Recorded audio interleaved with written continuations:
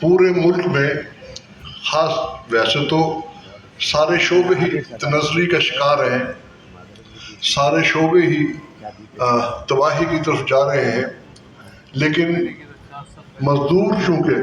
باقی لوگ تو کس نہ کس نے سروائیو کر جاتے ہیں، مزدور چونکہ ان کی ایک انکم اتنی تھوڑی ہوتی ہے اور روزگار جو ہے ان کا روزانہ کی بنیاد پر یا مہینے کی بنیاد پر ہوتا ہے کہ مہینے کی تنخواہ ایک نہ ملے تو اگلا مہینہ یا اگلے چند دن بھی گزارنے ان کے لیے مشکل ہوتے ہیں۔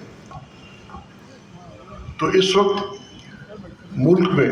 بڑے بڑے خراب صورتحال آئیں، لیکن اس وقت جس صورتحال سے ہم دوچار ہیں وہ بڑی عجیب و غریب صورتحال۔ کبھی تو ہوتا تھا کہ جی معاشی صورتحال ملک کی بڑی خراب ہے، جی چلو ٹھیک ہے، اس کے لیے فکر مندی ہوگی، سوچ لیا۔ کبھی ہوتا تھا کہ پولیٹیکل صورتحال جی بڑی خراب ہے، سیاسی صورتحال، چلو جی باقی معاملات ٹھیک ہے، سیاسی صورتحال سنبھال لیں گے کسی نہ کسی طرح۔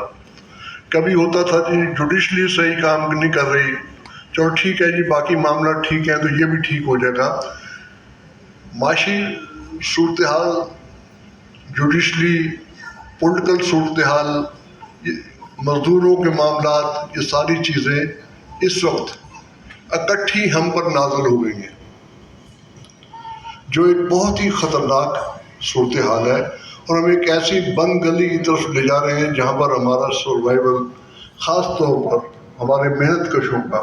مزدوروں کا، کسانوں کا، کچھ ہوئے طبقات کا بڑا مشکل ہوتا چلا جا رہا ہے۔ وہ لوگ جو دن شروع کرتے ہیں کہ کسی طرح کو روزگار مل جائے، جو لوگ ہمارے فیکٹریوں میں یا دوسری جگہوں پہ کام کرتے ہیں وہ بڑے تھوڑے ہیں۔ ایک ہمارے کرامت صاحب اکثر کہتے رہتے ہیں کہ 1 یا 2% لوگ ہیں وہ اس سے منسلک ہیں، باقی لوگ دیہڑی دار ہیں، کہیں گھروں میں کام کرتے ہیں،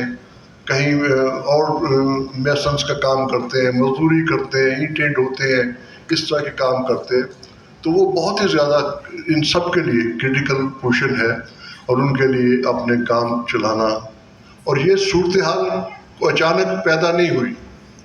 یہ بالکل ایک سازش کے تحت مزدوروں کے حقوقوں کو سلب کیا جا رہا ہے، مزدوروں کو دیوار سے لگایا جا رہا ہے، مزدوروں کی خون اور ہڈیاں جو نچوڑی جا رہی ہیں، جس کے لیے